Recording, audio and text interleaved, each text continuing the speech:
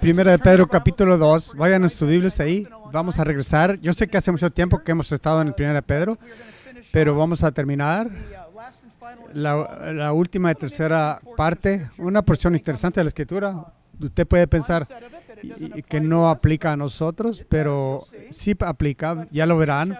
Pero Primera de Pedro, capítulo 2, y vamos a terminar esta sección, versículos 18 al 25. Y yo leeré los versículos de números pares y ustedes lean los versículos de números pares en enones. Yo comienzo el versículo 18. Revisión Reina Valera, por favor. Si no, está en la pantalla. Primera de Pedro, capítulo 2, versículo 18. Criados, estad sujetos con todo respecto a vuestros amos o reverencia, no solamente a los buenos y afables, sino también a los difíciles de soportar. Porque esto merece aprobación si alguno a causa de la conciencia delante de Dios sufre molestias padeciendo injustamente. Pues qué gloria es si pecando sois abofeteados y lo soportáis, mas si haciendo lo bueno sufrís y lo soportáis, esto ciertamente es aprobado delante de Dios. Pues para esto fuisteis llamados, porque también Cristo padeció por nosotros, dejándonos ejemplo, para que sigáis sus pisadas. A propósito, ese es el núcleo de nuestra enseñanza hoy, versículo 21. Versículo 22, el cual Jesús no hizo pecado, ni se halló engaño en su boca. Quien cuando le maldecía no respondía con maldición. Cuando padecía no amenazaba, sino encomendaba la causa al que juzga justamente. Quien llevó él mismo nuestros pecados en su cuerpo sobre el madero, para que nosotros, estando muertos a los pecados, vivamos a la justicia, y por cuyas heridas fuisteis sanados. Porque vosotros erais como ovejas descarriadas, pero ahora habéis vuelto al pastor y obispo de vuestras almas. Padre, oramos ahora que esta porción de la Escritura, Señor, la cual es profunda en muchas direcciones, Señor, oramos que tú apliques a cada uno de nosotros esta verdad. No una verdad, esta verdad. Padre, que vivimos de tal manera que lo que estamos experimentando en la vida, escojamos seguirte a ti, obedecerte, y Señor, que tú seas glorificado. Así que, Padre, oramos que tú nos des oídos para oír lo que el Espíritu Santo está diciéndonos ahora, aquí, hoy, la iglesia. Y lo pedimos en el nombre de Jesús, y el pueblo de Dios dice, amén. Vamos a continuar a mirar este mensaje que se titula aquí en el capítulo 2, el siempre presente Jesucristo. Pedro ha estado dirigiéndose a los de la diáspora, aquellos que han sido echados fuera de sus hogares, fuera de sus vidas, dentro del desierto, por decir así, del imperio. Así que para decir que estaban huyendo por sus vidas es una subestimación, y les está hablando en la iglesia del primer siglo, era muy diferente a la iglesia del siglo XXI hoy. En este sentido, la complexión de la iglesia hace 21 siglos era predominantemente compuesta de, no exclusivamente, pero predominantemente de aquellos que eran esclavos y criados. Es correcto. Escuchen, la iglesia, el evangelio era predicado en Jerusalén. Y ahí en la apertura del evangelio, al estar siendo predicado, vemos en el libro de Hechos que en un sermón solamente por Pedro, en cuestión de momentos, 3,000 personas fueron salvas. Instantáneamente la iglesia se convirtió en iglesia mega. En un momento salió el evangelio a Jerusalén. Sabemos, si leemos el libro de Hechos, sucede otra vez y otra vez y otra vez. Y el evangelio se extendió hasta Judea, hasta Samaria, y finalmente a todos los confines de la tierra. Y cuando la Biblia está hablando acerca de los confines de la tierra en el primer siglo, fue a Roma y más allá. La Biblia nos dice también en el libro de Hechos que hubo aquellos de la casa de César que se habían convertido en creyentes. Y se entiende en la iglesia de la historia que esos creyentes eran esclavos y criados, y muchos de ellos eran centuriones romanos, quienes se habían convertido a Cristo. Así que la iglesia estaba creciendo, y al crecer era muy atrayente. La respuesta a esta atracción era el hecho de que esclavos y criados escuchaban que Jesucristo realmente es Señor, que ellos podían experimentar libertad de dentro, que el mundo en el que vivían puede haber tenido esclavizado. Pero no es maravilloso hoy Dios, que no importa dónde va el evangelio, no importa si estás en las rejas, detrás de las rejas o del otro lado de las rejas. A propósito, las rejas son cosas físicas. Puedes estar en prisión detrás de rejas, pero también puedes estar en prisión hoy en algún estado más grande o en alguna mansión, porque es un problema del alma. Y hoy, al mirar a este estudio, en nuestra tercera y última parte del siempre presente Jesucristo, hay una increíble verdad que nos da en relación al carácter de Cristo y aquellos que lo siguen, nosotros los creyentes. Como introducción, voy a pedirles que escriban esto. Es la misión, la Jesús y su ministerio. Les preguntaría en una clase, o si alguien les preguntara, ¿qué hay con este Jesús? Tú puedes responderles realmente en solo un versículo. Lucas capítulo 4, versículo 18. Jesús mismo, me encanta, escuchen todos. Jesús responde a su misión y comienza su ministerio cumpliendo profecía bíblica. Lucas 4, versículo 18. Jesús dijo: el Espíritu del Señor está sobre mí, por cuanto me ha ungido, noten, para dar buenas nuevas a los pobres. Me ha enviado a sanar a los quebrantados de corazón. ¿Qué quiere decir? Quebrantados, aquellos que están desilusionados. Escuchen con cuidado. Aquellos que están deprimidos, aquellos que han perdido su camino, aquellos que están en problemas, aquellos que están a punto de quebrantar en sus almas. Yo subrayé eso en vista de nuestra comunidad esta semana pasada, cuando una oscura nube ha venido sobre la comunidad. Esta no es la manera que nuestra ciudad debería ser conocida por toda la nación, pero por toda esta tierra. Reportes de la noticia reportó la trágica y muerte de uno de nuestros pastores locales aquí en nuestra iglesia, que tomó su vida en un tiempo de gran desesperación. Los quebrantados, Jesús ha venido para liberar y para librar a los quebrantados. Quizá tu corazón está tentado. Como dijimos en este informe, jóvenes están llamando, gentes están siendo abrilladas, gente de edad media nos están preguntando, personas mayores están diciendo, no quiero vivir más. De repente hay un alto estado de conciencia. Déjenme decirles por qué. Estoy enojado porque Satanás se está moviendo. ¿Saben qué? Cuando hay desesperanza y corazones desesperados al punto de tú perder, él es la obra del enemigo. Él ha ganado algunas batallas aquí por el camino, pero antes de llegar a este mensaje, espero que soy fiel a lo que Dios ha puesto en mi corazón. Recuerden que Satanás pierde la batalla al final.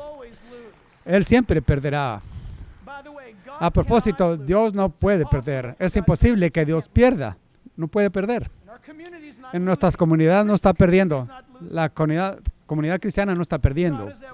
Dios está obrando y Él usa todas las cosas. Jesús dijo, he venido a sanar a los quebrantados, para proclamar la libertad a los cautivos y dar vista a los ciegos y poner en libertad a aquellos que son oprimidos. Este es el ministerio y la misión de Jesús.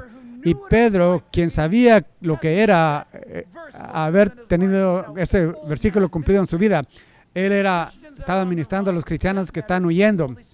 Y el Espíritu Santo nos da Primera de Pedro para enseñar a la iglesia en todos lados varias cosas claves. A propósito, por medio de revisión, porque ha sido varias semanas de que estuvimos aquí, siempre presente Jesucristo, versículos 11 al 25, vimos esto, que el siempre presente Jesucristo ilumina el camino de los justos. ¿Recuerdan eso? Jesús ilumina el camino de los justos. ¿Por qué? Número uno, porque para que nosotros no nos perdamos. Él ilumina nuestro camino para guiarnos, para que no nos perdamos. Necesitamos recordar eso. También nos mostró el camino más claramente. El cristiano es guiado por el Espíritu para que podamos ver los eventos del mundo a nuestro alrededor claramente. No necesitamos estar preocupados. Vimos al final del versículo 12 que Jesús ilumina el camino de los justos porque Dios quiere usarte. Cada uno de nosotros como creyentes. Segundo, vimos la vez pasada que estuvimos juntos que Jesús eleva el camino de los humildes. El cristiano debe ser conocido por su humildad, no una humildad usada, humildad, no algo falso. Pero cuando el creyente mira dentro de los ojos de Dios y la palabra de Dios, comienza a darse cuenta, esto tengo la gracia de Dios.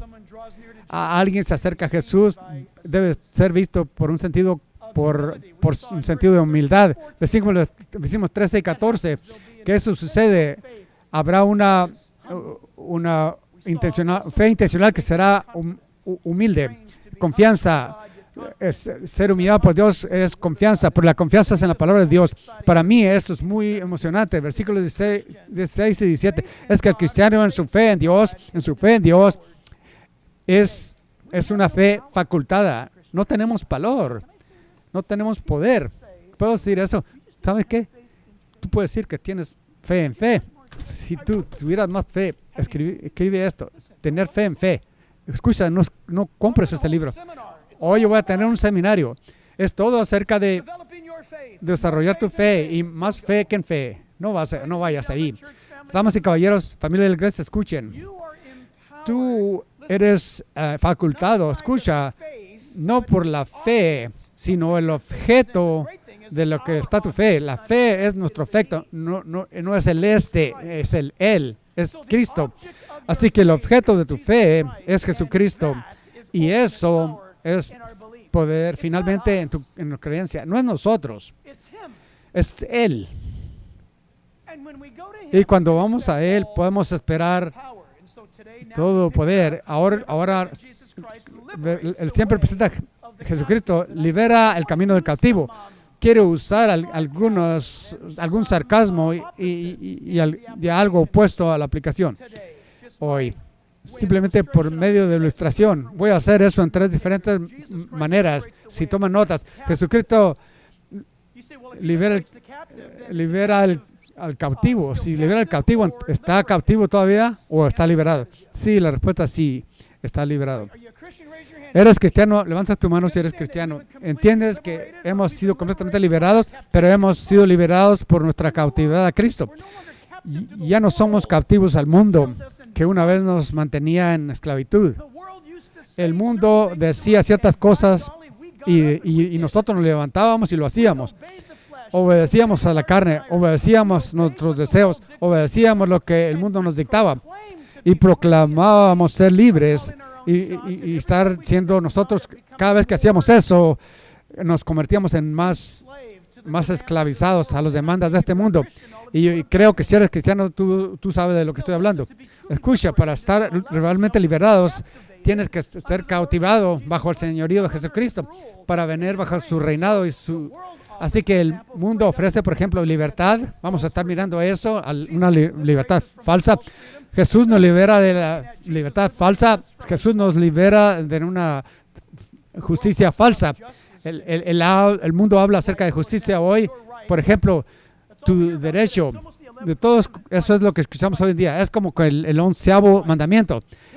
Derechos civiles, el derecho de las mujeres, derechos de las razas, derechos de empleos. Todo es derecho hoy en día. Derecho a esto, derecho al otro. Y miren, no estoy insultando al mundo. Eso es lo que el mundo hace. Pero somos cristianos. ¿Qué derechos tenemos? Oh, escuchen. Están callados en la casa ahora. De acuerdo a la Biblia no tenemos ningún derecho. ¿Se acuerdan? De acuerdo con la Biblia somos esclavos y siervos al Señor Jesucristo. Lo que Él dice, eso aplica para nosotros. Y lo que quiere decir ser cristiano es seguir lo que Él dice. Y luego al final, hoy, versículos 24 al 25, veremos que Jesús nos libera de la justicia, autojusticia. O sea, el hecho de que Jesús miró tus pecados y mis pecados y se levantó a los muertos, y lo confiaste completamente en eso, o no has confiado en Él. Así que miremoslo juntos, versículos 18 al 25. Jesús libera el camino del cautivo. Versículo 18 comienza aquí. Jesús nos libera de la libertad, de una libertad falsa. Él dice, y es maravilloso, Pedro está anunciando, criados, están sujetos con respeto a vuestros amos o temor. Esto no es una teoría horrible. La palabra griega es phobos, no significa que estar en terror, significa estar en admiración de tu amo. Dice Jack, el primer versículo no tiene nada que ver con mi vida, pero un momento. Sí, es verdad, hace 21 siglos los esclavos y criados componían la comunidad cristiana globalmente, pero estamos en Estados Unidos ahora y no hay servidumbre o esclavitud. Pero sabían, a propósito, amigos, sabían que la esclavitud está viva y bien en áreas del sur de Asia. ¿Sabían eso? Observen esto. ¿Sabían que la esclavitud trágicamente está viva y bien en el norte de África? ¿Se les ha olvidado eso? La gente está siendo vendida. Hay áreas de India, puedes ir y comprar personas, comprar gente. Y luego el mercado negro, en el tráfico humano, esclavitud. Así que me encanta cómo la Biblia comprende las edades, las etapas. Si tú vives, por ejemplo, en el sur de Asia, en el siglo XXI, y vienes a esta porción de escritura, no estarías contento de que se dirige a tu vida personalmente. Y tú dirías, ¿qué acerca de nosotros en Estados Unidos? Tú podías fácilmente, algunos comentaristas dicen, podía ser de esta manera en nuestro tiempo. Empleados, sométanse a sus empleadores o sus jefes, con todo respeto. ¿Por qué mencionamos esto? ¿Por qué se menciona en la Biblia? Porque escuchen. ¿Cómo podemos ustedes y yo mostrar un testimonio por Jesucristo en un mundo en el que vivimos cuando vamos a trabajar? Como creyente, yo soy un creyente fuerte en lo que estoy a punto de decir. Yo he vivido esto y lo vivo ahora. Es una gran cosa para mí. Para mí es una de esas cosas grandes por las que debo morir. Como cristianos, siervos, esclavos, sujetados a sus amos o empleados, sométanse a sus empleadores o jefes. Yo creo que yo debería de poder entrar a una oficina o un lugar de construcción o lo que sea, y yo debería poder, sin palabras, puede que tome un día, puede que tome una semana o puede que tome un mes, pero yo creo firmemente que yo podría saber quiénes son los cristianos en esa compañía. Yo creo eso. Yo creo de eso todavía. ¿Por qué? Porque el cristiano no trabaja para el jefe o para el empleador. El cristiano trabaja para Dios. El empleador es simplemente aquel que ve mi testimonio, observa mi testimonio. Él ve mi testimonio al caminar ante mi Dios y en el mundo público de ellos. Ellos tienen un asiento enfrente. Escuche, no levantes tu mano, pero estás empleado. Si tienes un trabajo, un empleo, ese es tu campo misionero. Pastor, tú no conoces a aquellos con los que trabajo. Ese payaso por el que trabajas ha sido ordenado por Dios. Si tú trabajas ahí para ser la persona a la que tú debes brillar la luz de Cristo sobre él. No, yo creo que tengo este trabajo por accidente. A mí no me importa cómo tuviste el empleo. No estás ahí ahora, no serás ahí mañana. Tú estás ahí para Dios. Y tú vives para su gloria. Y Dios te bendecirá. Escucha, no le digas a nadie. Esto es muy personal. Muchos años atrás, Licia y yo comenzamos a tener niños. No teníamos ningunos beneficios. Así que yo apliqué en un trabajo por una gran corporación que tenía muchos buenos beneficios. Así que apliqué por el trabajo. Yo creo que tenía 21 años de edad y era lo que era el empleo y tuve la entrevista y lo obtuve. Y dice, ok, ven en 2 semanas, me dijeron. Entonces llegué y dijeron, ¿sabes qué? Te dimos un empleo. Le dimos tu trabajo a alguien más. Y dije, oh, excelente. Ahora no tengo trabajo. Yo dejé mi otro trabajo para venir a este. Dice, no. No, dimos su trabajo a otro porque creemos que puedes hacer esta otra cosa. Me llevaron a otra localidad y yo quisiera que hubieran estado allí. Me llevaron a este lugar, abrieron la puerta. ¿Alguna vez han visto un episodio de una película de Frankenstein? Era algo así.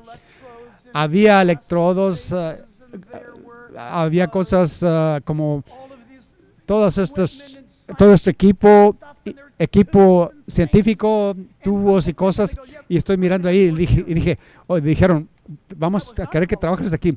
Yo no estaba calificado, estaba aterrorizado. Y yo no sabía qué hacer. Y le dije, oh Dios, ayúdame. Y terminé haciéndolo para el Señor porque yo estaba absolutamente incapacitado para hacerlo. Dios lo bendijo, Dios me levantó y cuando salí de ahí, estoy supervisando este laboratorio donde John Hopkins Universidad es en Northwestern University, y HR dijo, Jack, no puedes decirle a nadie que tú no tienes esos grados de calificación. Ellos piensan que las tienen. Simplemente cállate la boca y haz el trabajo. Y ese es nuestro secreto. Hablo en serio. Y como dice hace un momento, no le digas a nadie, me dijeron. Y estuve ahí 13 años. Terminé dejando el trabajo porque la iglesia se hizo muy grande. Y tuve que hacer esto tiempo completo en vez de eso. Mi punto es este. Cuando tú no sabes qué hacer, hazlo para Dios. Cuando todos están mirando, hazlo para Dios. Cuando nadie está mirando, hazlo para Dios. Todo el tiempo. Y Dios lo honrará, Dios bendecirá. Escucha, el mundo te ofrece libertad. Eso es esclavitud. La mejor manera de estar libre es hacer lo que haces bajo la esclavitud de tu Maestro Jesús. Para aquellos de ustedes que no son cristianos ahora, tú estás pensando, esto es extraño, esto es locura. Sí, voy a ser el primero en anunciarte a ti. Tu maestro es brutal. Tú eres un esclavo. Nosotros somos esclavos y lo confesamos. Porque nuestro maestro es Jesús y Él es maravilloso. Él nos ama. Él está con nosotros. Él nos guía. Nosotros nos deleitamos. La palabra es siervos, esclavos. Cuando se nos da la libertad, se la damos otra vez. Señor, tú me compraste, tú pagaste por mí, tú me creaste, soy tuyo. Es más grande, mejor vivir libre que vivir en una esclavitud mundana. Lo que dices tú, lo que quieres, eso es lo que es. El mundo dice, ustedes están locos, están como un montón de ovejas yéndose por un precipicio. No somos así. Quiero recordarles que nuestro Dios es el que creó nuestras mentes, nuestro cerebro. Es nuestro Dios el que nos hizo lo que somos. Y es nuestro Dios que nos redimió. Una de las cosas al decir esto es por lo que debemos buscar es cuando dice que no solamente debemos ser sometidos a nuestros patrones buenos, sino a los difíciles de soportar. ¿Por qué? Puede que tenga ese trabajo, cristiano, porque ese jefe malo puede que nunca leas la Biblia y te va a leer a ti. Y yo creo esto. Ora que Dios abra las puertas para que tú puedas compartir con Él. Y yo les dije hace años atrás, lo voy a decir otra vez, en esa corporación por la que trabajé, en la oficina, y una gran oficina, ustedes saben, el piso, el tile y todo eso, tú vas a la oficina del jefe, el presidente original, y la oficina es enorme. Tú sabes que vas a ir a través de tu secretaria y luego la alfombra muy, muy gruesa. Es como que estás caminando el lugar santísimo. Un día su secretaria no estaba allí. Ella no estaba cuidando la puerta. La puerta estaba abierta y yo lo vi sentado junto a su escritorio. Y sentí que Dios me dijo, el pensamiento vino a mi mente y fue esto: ve, dile que yo lo amo. Eso me dijo el Señor. Ve, dile al jefe que yo lo amo.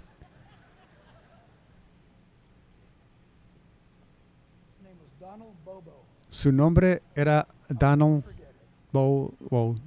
Nunca me olvidaré.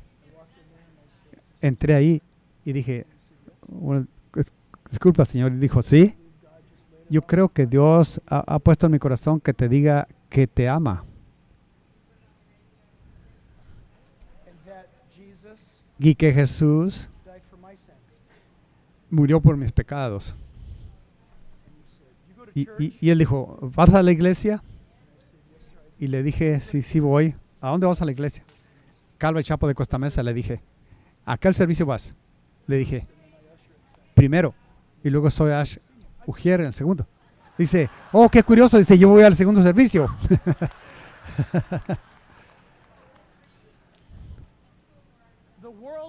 El mundo te enredaría. El mundo proclamaría libertad, pero no libertad para hacer las cosas de Dios. esclavitud a Jesús es libertad para hacer la voluntad del mundo. Versículo 19 sigue diciendo, dice, porque esto merece aprobación. Si alguno a causa de la conciencia delante de Dios sufre molestias padeciendo injustamente, el cristiano va a ser burlado, se le va a burlar. Dice en versículo 20, pues qué gloria es si cuando sois abofeteados, cuando haces algo mal, vas a ser abofeteado. Está hablando acerca de esclavos, vas a hacer algo malo, vas a ser golpeado. Pero ¿qué acerca de una relación de empleado y empleador? Si haces algo, va a ser arrepentido o algo, lo que sea. La Biblia dice, si tú haces algo tonto, entonces tómala como un hombre, tómala como un... No te quejes de ello porque hiciste algo malo. Pero escuchen esto. Él dice, pero cuando haces lo bueno y sufrís y lo soportáis, esto ciertamente es aprobado delante de Dios. Cristianos, si se te ha burlado de ti, si has sido ridiculizado porque estás haciendo lo correcto, eso es una insignia de honor, cristiano. Me topé con un maestro de preparatoria que estaba en el supermercado. Lo pasé y dijo, Pastor Jack, quisiera presentarme con usted. Y comenzó a compartir conmigo, dice, acerca de ser un maestro de secundaria y ser un matemático. Y estaba impresionado. Y dijo, me impresioné. Dijo él, tú sabes que vas a ser atacado por tu buen testimonio. ¿Tú entiendes eso? Le dije.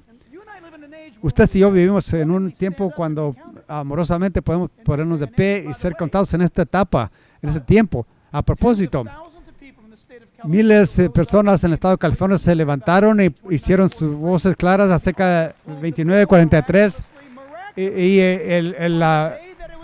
milagrosamente ese proyecto de ley fue jalado. Eventualmente va a regresar en 1919. Dijeron que van a traerlo otra vez. Él le dijo a alguien más en Sacramento, al cual conocemos, que la oposición era muy poderosa. Damas y caballeros, ustedes apoyan la justicia y yo hice un comentario acerca de eso porque iba a prohibir de consejeros cristianos y consejeros que puedan ayudar a esas personas que están siendo esclavizadas por el pecado. El viernes pasado aún tienen el derecho para hablar a cualquier pastor o cualquier consejero sin que el gobierno interfiera. Yo creo que eso es algo excelente. La gente debe tener derecho de hablar o no hablar. Pero tú pones de pie, el mundo va a hacer y van a declarar cosas de ti. Te van a atacar. Pero eso está bien. Pero hay una libertad que el mundo ofrece y eso es esclavitud. ¿No le ofreció Satanás a Eva libertad? Cuando él vino y le dijo, hey, Eva, dijo Dios, primera palabra de Satanás es poner duda en la mente de ella. Y luego él desafía la bondad de Dios. Dice, Dios sabe que el día que tú comas esta fruta, Él no quiere que seas como Él, porque el día que la comas serás como Dios. ¿Por qué no eres como Dios y comes de la fruta? Le dijo Satanás. Él le prometió libertad. El mundo no puede cumplir sus promesas de libertad. Ya sabemos eso. Jesús dice, venid a mí. Jesús, ámame. Jesús dice, conóceme y serás hecho libre. Es extraordinario. La Biblia dice, Proverbios 14, versículo 12, hay camino, autoconsejo, autoasesoramiento, que al hombre le parece derecho, pero su fin es camino de muerte. Tenga cuidado en eso. Así que, segunda cosa que vemos, versículo 21 a 23, que Jesús nos libera de la justicia, camino de la justicia, por medio de liberarnos a lo que se llama justicia. Dice en versículo 21, pues para esto fuisteis llamados. Anoten eso, por favor. Aquellos que levantaron su mano como cristianos reconocerán públicamente que eres cristiano. La Biblia aquí dice, porque para esto fuiste llamadas. Necesitas cerrar en un círculo la palabra llamados. Dice, ¿cuál es la voluntad de Dios para mi vida? Aquí está. Porque también Cristo padeció por nosotros, dejándonos ejemplo para que ustedes y yo sigamos sus pisadas. Pueden ver ese versículo por un momento. Observen esto. Jesús nos ha dado un ejemplo. Miren en sus Biblias. ¿Qué está diciendo? ¿Cuál es el ejemplo de que Jesús padeció? Es lo que vamos a estar aprendiendo. Él sufrió, padeció y nos llama. Jesús no necesariamente lo escribió en el cielo. Únanse a mi grupo. Los dientes se les van a derrumbar. Él está diciendo, únanse a mi equipo. Es absolutamente opuesto a lo de este mundo. Reciban mi vida, la vida que les doy. A propósito, el mundo a tu alrededor no entenderá eso. Acepten, escucha, mi libertad. El mundo los va a ver a ustedes como algunos unos locos, clase de creyentes. No pueden entender las cosas del Espíritu. Así que lo que está diciendo aquí es extraordinario. La Biblia está anunciando que hemos sido llamados para ser un ejemplo para el mundo. ¿Por qué? ¿Cómo? Miramos a Jesús como creyentes, lo vemos como nuestro ejemplo, como está registrado en la Biblia, en los Evangelios, y nos volteamos como creyentes y vivimos como Jesús. ¿O qué quiere decir eso? Significa que vamos a ser odiados en el mundo que no reconoce a Jesús, que vamos a ser rechazados. La palabra aquí, yo creo que la encontrarán entretenedor, de alguna manera, profundo. La palabra ejemplo aquí es la palabra hupogramos. Y dice, ¿qué quiere decir eso? Significa ser una suscripción, no como una situación de iglesia.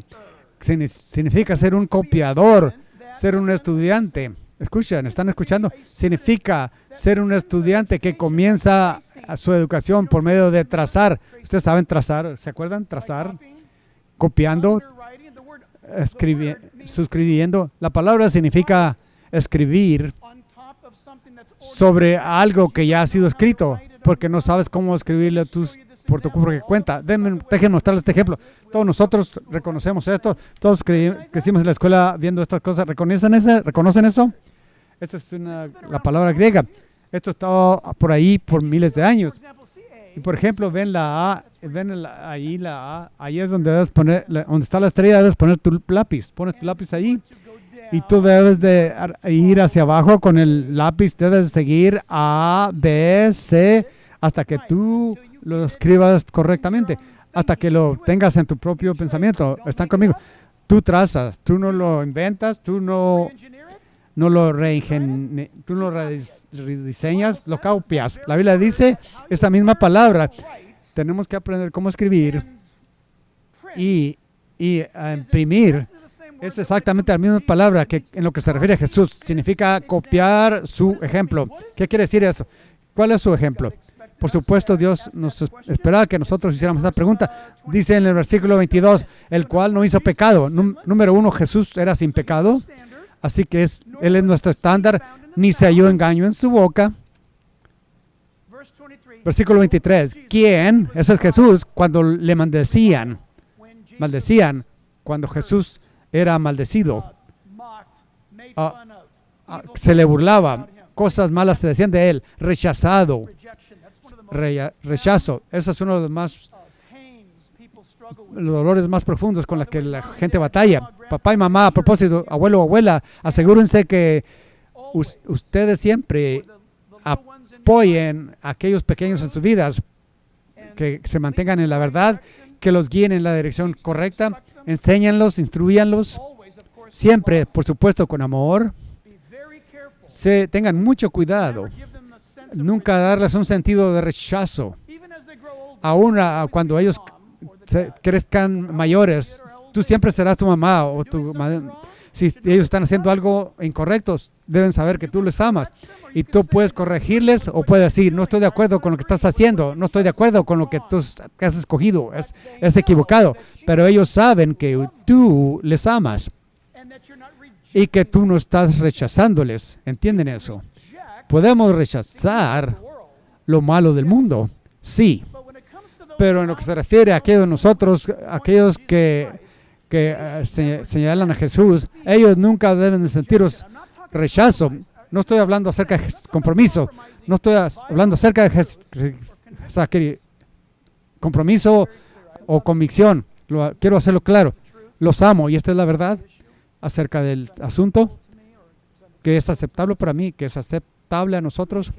Nunca comuniques que los rechazas. El rechazo cierra la puerta de reconciliación o arrepentimiento. Jesús cuando era maldecido, piénsenlo. Este es nuestro ejemplo. ¿Qué hacía? Él no respondía con maldición. Cuando Jesús era golpeado, ahí en Jerusalén, la gente los escupía, lo golpeaban en el rostro con la mano abierta. Él nunca. Un golpe con mano abierta es peor que con el puño cerrado. Le daban una cachetada, ¿sabían eso? Jesús nunca dijo nada. El ejemplo que Él nos da es no maldecir. Esto está aquí. Él no maldecía. Jesús pudo haber sido justificado 100% de haber maldecido. ¿Saben qué? Aquel que me golpeó pudo haber dicho, yo soy el que soy y ustedes no. Y ese hombre pudo ser vaporizado. Él lo pudo haber hecho.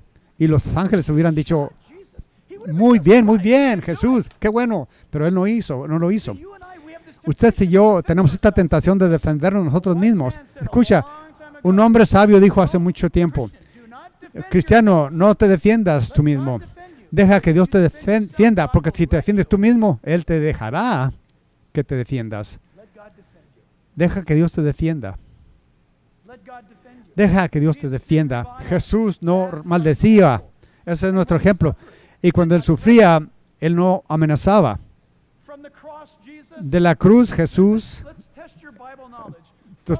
probemos el conocimiento de ustedes de la Biblia. De la cruz, Jesús dijo, Padre, fríelos porque saben exactamente lo que hacen. No, Jesús dijo, Padre, perdónalos porque no saben lo que hacen. Eso, a propósito, es una demostración de deidad. Jesús, la Biblia nos enseña que Jesús es, que seamos así. Y luego sigue diciendo que Él se encomendaba a la causa del que juzga justamente. Ahí está la respuesta. Ustedes y yo como creyentes, miren las cosas que están pasando en tu vida. Miren las cosas, este es el peligro. Ustedes y yo vemos las cosas que vienen contra nosotros. Y es natural, es muy común decir, pastor, yo entiendo lo que está diciendo, pero no entiendo lo que está pasando en mi vida.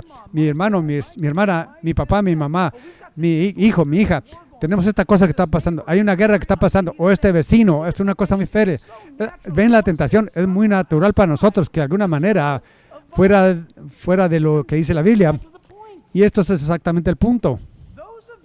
Aquellos de ustedes, aquellos de nosotros que estamos pasando por alguna dinámica, esto es ordenado por Dios mismo.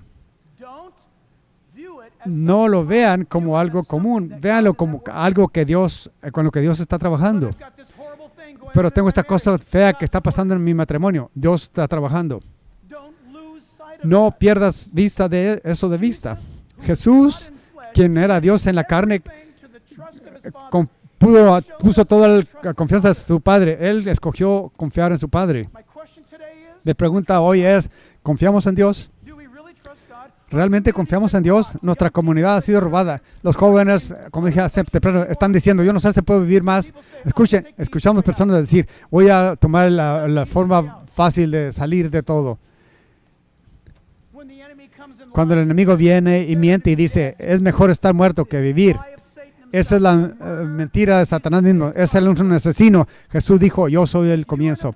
Si tú estás en un lugar de desesperanza, escucha, alcanza a alguien.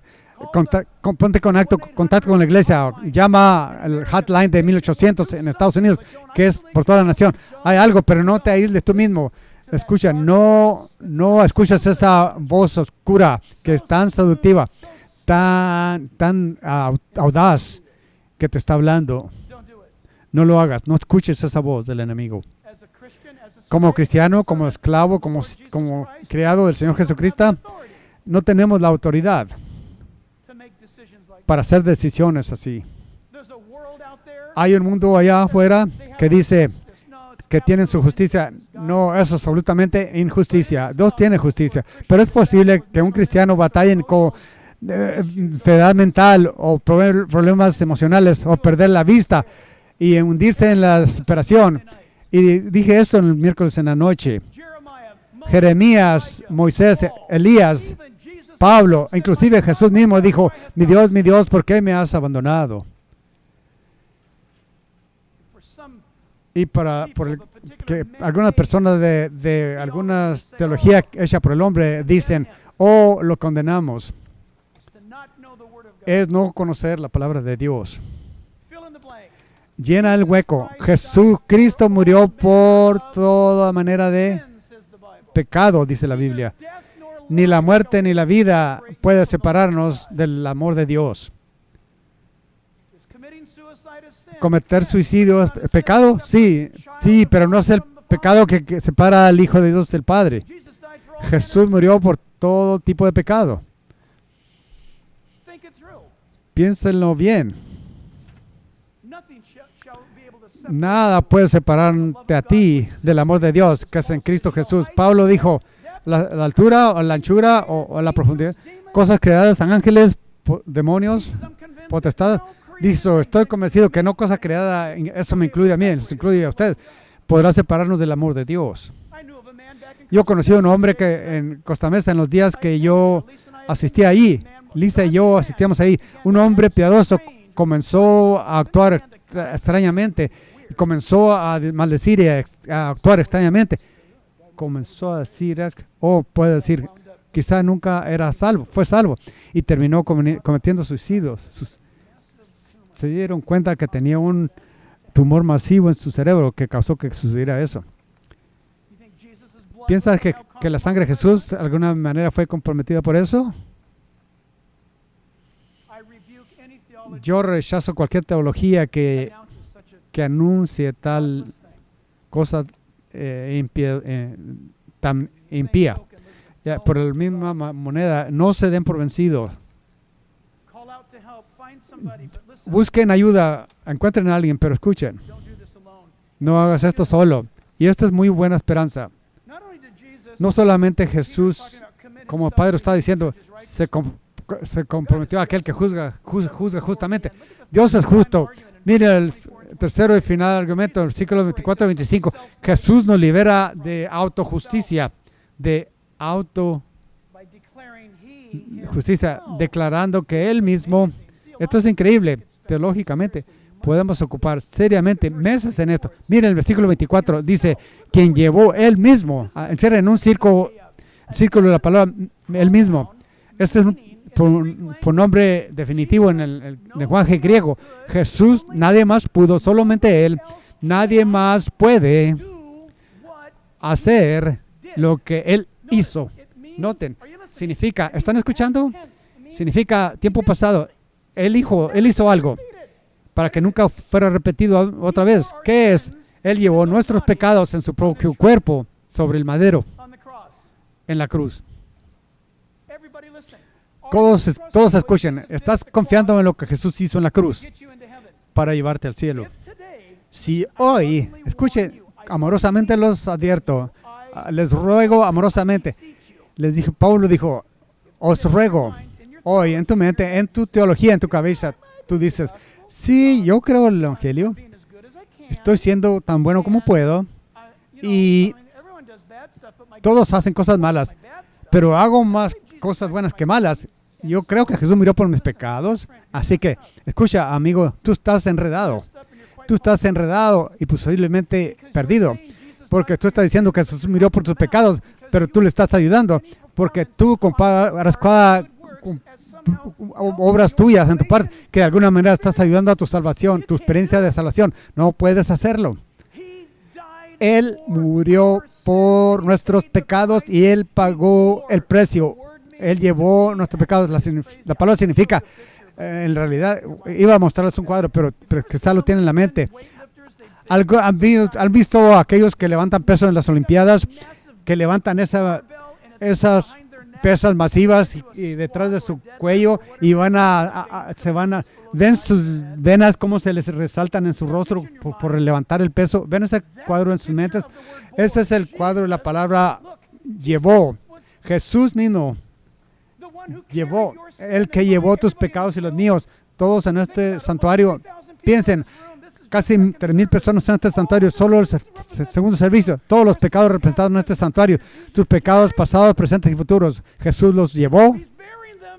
Él los llevó en su propio cuerpo, no el cuerpo de alguien más. Escucha, manténganse en sus asientos. No hay tal cosa como que alguien como corredentor con Jesús. Él lo hizo solito, él solo en la cruz. Y él llevó mis pecados. Él lo hizo. Él es el que lo hizo.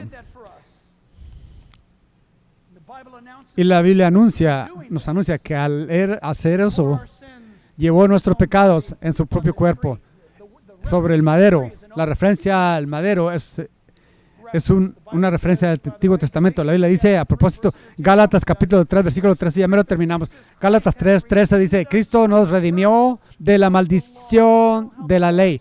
¿Ustedes saben cómo la ley es una maldición? ¿No es increíble? ¿No es santa la ley? Sí. ¿No es la ley de Dios pura? Sí, ese es el problema. Es tan pura, es tan perfecta, es santa. Pero no te puede salvar. La ley no tiene esa gracia, no tiene sacrificio, la ley. Tu amigo, si tú eres tentado en tu autojusticia, mantén esto en mente. Tú debes vivir conforme a la ley. Y la ley no tiene corazón, no tiene voz. La ley no tiene compasión. La ley está ahí parada así, de esta manera. Y dice, el mundo está condenado. La perfecta ley de Dios. Este es el estándar que Dios acepta al cielo y eso es lo que tú debes hacer o ser. Y Dios le dice a Moisés, el día que la gente quebrante esa ley, provee un animal para ellos. El evangelio fue anunciado en el principio. Tú no puedes llegar al cielo por guardar la ley, por tu propia justicia. Jesús llevó los pecados de Jack en su propio cuerpo, en la cruz. Así que la maldición de la ley, Gálatas 3:13 sigue diciendo, hecha por nosotros maldición, porque está escrito, maldito todo el que es colgado en un madero. Él dice del Antiguo Testamento, Pablo dice a los de Gálatas, miren Gálatas, Colosenses capítulo 2, versículo 14, me encanta esto, que Jesús, anulando el acta de los decretos que había contra nosotros, que nos era contraria, quitándola a Jesús, quitándola de en medio y clavándola en la cruz. ¿Qué quiere decir eso? Observen, ¿se acuerdan creciendo en la iglesia? Yo creo, yo no sé qué grupo de edades hay aquí, pero cuando yo iba a la iglesia estaba tan enredados. Si tú hacías cosas malas, tú eras cacheteado. Yo no sé cuánto tiempo me pegaban en mis asentaderas. No puedo decirles cuántas veces Mr. Miranian me pegaba en mis dedos con una regla de madera. Esto es en la escuela. ¿Cuántos saben lo que estoy hablando? ¿Pueden decir amén? Déjenme decirles algo. ¿Saben qué? No había asesinato en las escuelas en ese tiempo. Solamente había masticar chicle en esos días. Una de las cosas que nosotros hacíamos, lo escribíamos en el pizarrón, lo que hacíamos mal. Yo no haré, yo no pondré la cola de caballo de Susie en mi lonche. Tenía que escribirlo 100 veces. Y luego el maestro seguía enseñando la clase y luego yo escribiendo allí.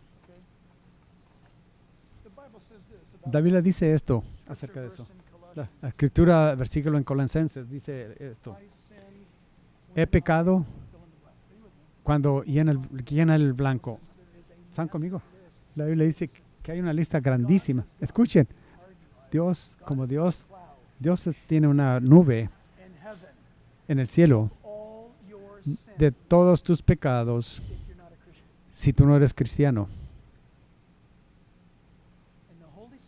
Y el Espíritu Santo, para mostrarte tu necesidad de Jesús, ha bajado de esa nube tus pecados a tu memoria.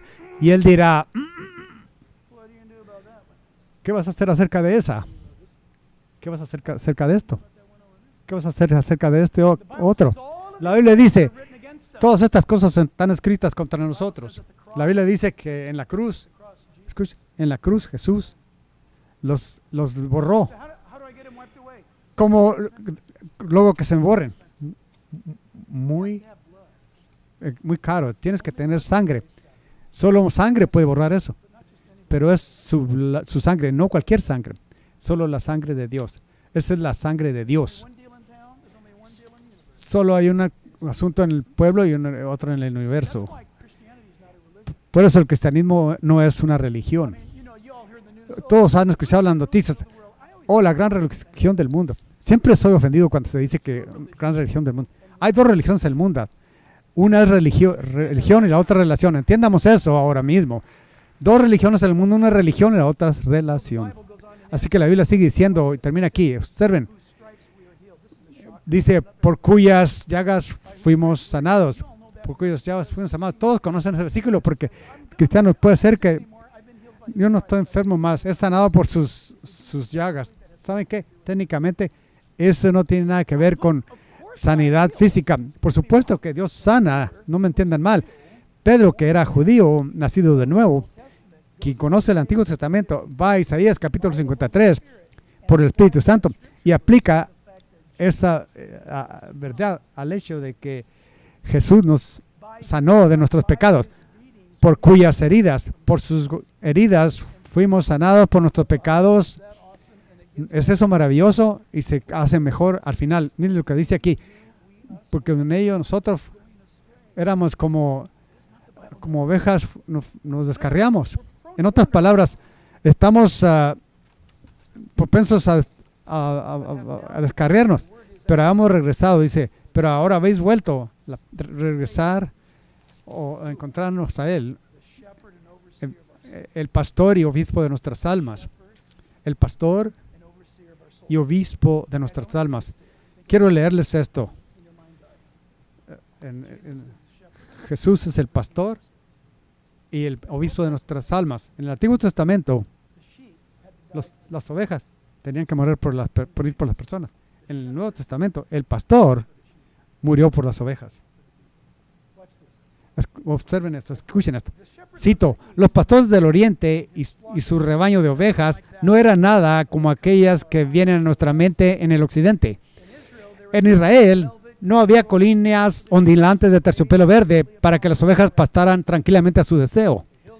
Las colinas de Judea eran escarpadas y escalonadas.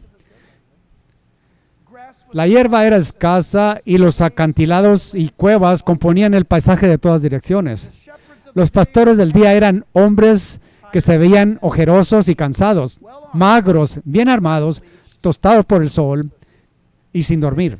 Ellos defendían el rebaño desde afuera y desde adentro, ya que las ovejas eran propensas a extraviarse haciéndose daño, ignorantemente cayendo en un acantilado o en un hoyo. Estaba siempre presente el peligro de las fieras que seguirían a la manada a veces días enteros a la espera de una oportunidad.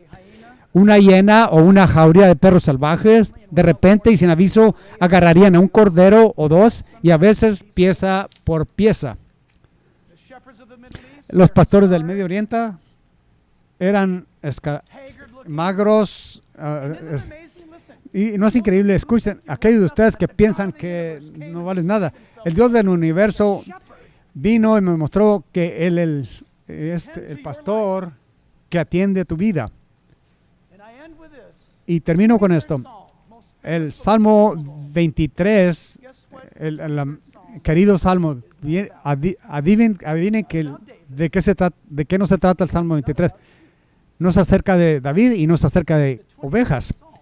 El Salmo 23 es acerca del pastor. Jehová es mi pastor, nada me faltará. Él en lugares delicados pastos me hará descansar. ¿No quieres tú eso?